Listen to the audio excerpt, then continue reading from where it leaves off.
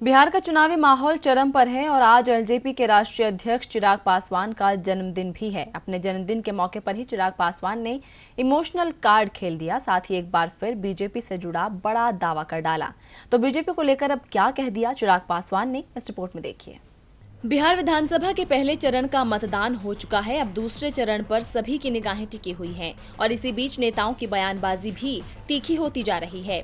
वैसे देखा जाए तो मतदान से पहले भी बिहार की राजनीति का समीकरण बदल रहा है। कोई किसी का साथ छोड़ता नजर आया तो कोई अपनी पार्टी बनाता नजर आया। इस दौरान सबसे ज्यादा चर्चा रही है बिहार में जेडीयू से अलग हुई एलजेपी की। बिहार में एलजेपी की चर्चा इसलिए भी ज्यादा रही क्योंकि भले ही एलजेपी जेडीयू से अलग हो गई, लेकिन बीजेपी की तरफ उसका झुकाव कम नहीं हुआ। एलजेपी प्रमुख चिराग पासवान लगातार बीजेपी के लिए नरम बोल बोलते नजर आए हैं।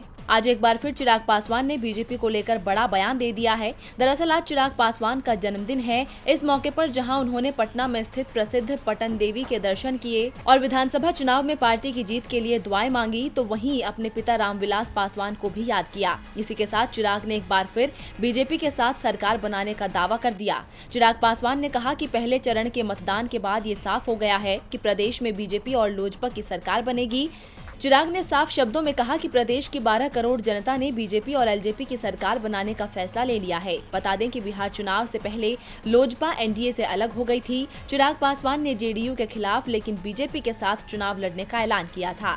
हालांकि बीजेपी लगातार कहती रही है कि बिहार में एनडीए में सिर्फ 4 ही दल हैं, बीजेपी, जेडीयू, हम और वीआईपी। तो अब चिराग के बयान का इशारा किस तरफ है, ये चुनाव परिणाम के बाद साफ हो जाएगा। डीबी लाइव की रिपोर्ट।